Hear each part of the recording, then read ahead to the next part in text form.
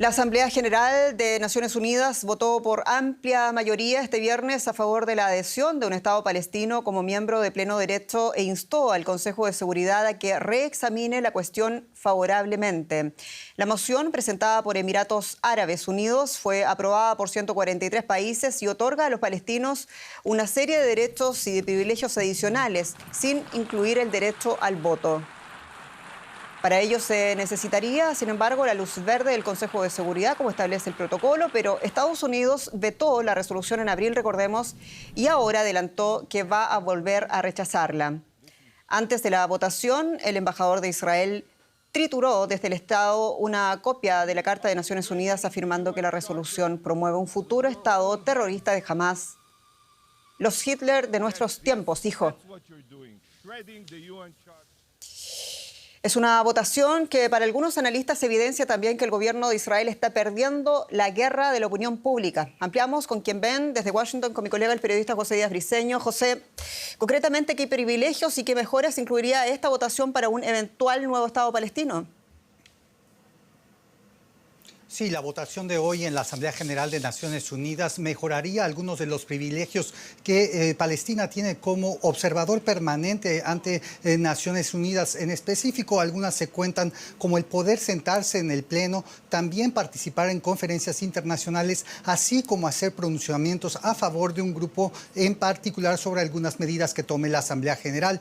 Como bien se decía, esto no es solo una recomendación al Consejo de Seguridad para que Palestina pueda ser considerado como un Estado pleno de miembro de Naciones Unidas. Hay que decir que la redacción de esta resolución fue cuidadosamente diluida, pues de haber recomendado directamente a Palestina, haber reconocido a Palestina como un Estado de pleno derecho de la ONU, se le hubieran recortado fondos por parte de Estados Unidos a la organización.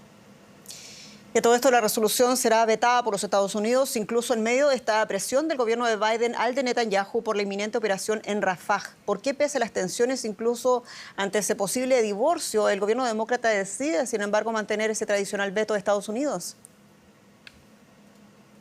Así es, un espaldarazo diplomático, a pesar de que las relaciones entre Estados Unidos y el primer ministro Netanyahu viven unas de sus semanas más tensas, y esto habla directamente no solo de la posición histórica de Estados Unidos, sino de la propia convicción personal del presidente Biden, quien históricamente en sus casi 50 años como político activo en Estados Unidos ha sido uno de los principales defensores del Estado de Israel. Hay que decir, sin embargo, que el propio embajador Robert Wood, en su intervención al explicar el voto de hoy, aseguró con algunas notas clave, advirtiendo a que Israel no puede quedarse para gobernar Gaza ad infinitum, ni tampoco para que Gaza sea recortada en su territorio.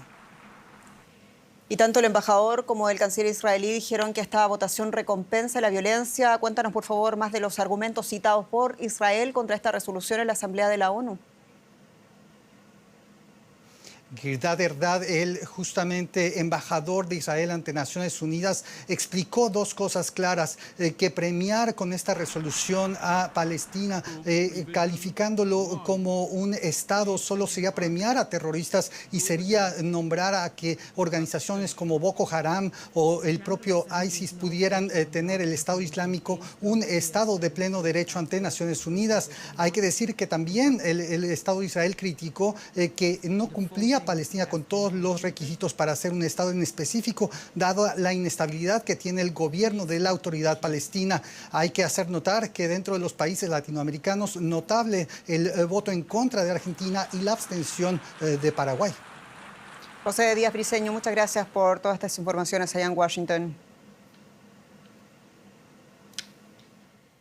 Un Estado palestino, eso es lo que votaron 143 gobiernos, entre ellos varios europeos. Esta propuesta, sin embargo, choca con años de conflictiva política con Israel. Pese a los numerosos intentos de paz, ningún gobierno israelí ha apoyado esta idea. Y la razón, la propia seguridad nacional, dicen. Desde la campaña de atentados terroristas de la entonces OLP hasta la campaña de ataques explosivos de Hamás y la yihad islámica, en los 90 en territorio israelí. La masacre inédita de más de 1.200 israelíes por parte de terroristas de Hamás y otras organizaciones armadas palestinas marcó un antes y un después para el gobierno actual de coalición ultranacionalista en Israel, pero también para el conjunto de la sociedad. Nuestra admisión llega con mucho retraso. Lleva 75 años gestándose. Nada ejemplifica mejor los valores podridos de la ONU que el avance hacia un Estado palestino. Son dos visiones que se excluyen mutuamente. Los palestinos argumentan desde hace años que tienen derecho a su propio Estado, mientras numerosos gobiernos de Israel a lo largo de su historia, incluido el actual, aseguran que ese Estado sería una amenaza. Tras la fundación de Israel en 1948, los palestinos se vieron obligados a vivir en una pequeña parte de la tierra que antes ocupaban. Muchos se trasladaron a campos de refugiados convertidos ahora en ciudades. Generaciones enteras crecieron en lugares como Han Yunis y Rafah, mientras militantes islamistas perpetraban atentados terroristas contra Israel. Yasir Arafat, líder de la Organización para la Liberación de Palestina, la OLP, habló en 1974 ante la ONU. El organismo aprobó entonces una resolución que reafirmaba los derechos soberanos del pueblo palestino. En 1988, la OLP renunció al terrorismo y reconoció el derecho de Israel a existir, al tiempo que declaraba que el Estado de Palestina constaba de los territorios palestinos reconocidos internacionalmente: Cisjordania, Jerusalén Este y la Franja de Gaza. En la práctica, dicho reconocimiento se ha visto dificultado por los asentamientos ilegales que Israel construye desde hace décadas en Cisjordania, que los colonos consideran parte de Israel. Desde entonces, el camino hacia un Estado palestino ha tenido numerosos altibajos. Las conversaciones de paz, conocidas como los Acuerdos de Oslo, generaron mucha esperanza en 1993. Se creó la Autoridad Nacional Palestina, destinada a proporcionar un autogobierno limitado, y la OLP se convirtió en socio oficial en las negociaciones para un posible Estado.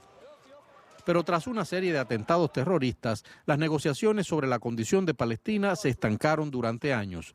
A partir de 2009, el gobierno del presidente estadounidense Barack Obama presionó a ambas partes para que negociaran, y en 2011 la autoridad palestina solicitó a la ONU ser reconocida como Estado miembro. En 2012 la Asamblea concedió a Palestina el estatus de Estado observador no miembro. Los palestinos lo celebraron, pero la posición de Israel no cambió. Desde entonces las negociaciones están estancadas. El actual gobierno israelí dio un fuerte giro a la derecha, mientras Gaza se encuentra desde 2006 bajo el régimen de línea dura de Hamás, que pide la destrucción de Israel, mientras la Autoridad Nacional Palestina está considerada como débil y corrupta. Tras los atentados terroristas perpetrados por Hamás el 7 de octubre, la idea de un Estado palestino soberano es muy impopular en Israel. Pero los representantes palestinos siguen presionando a la comunidad internacional para lograr el reconocimiento como Estado. Está por ver que puedan lograrlo.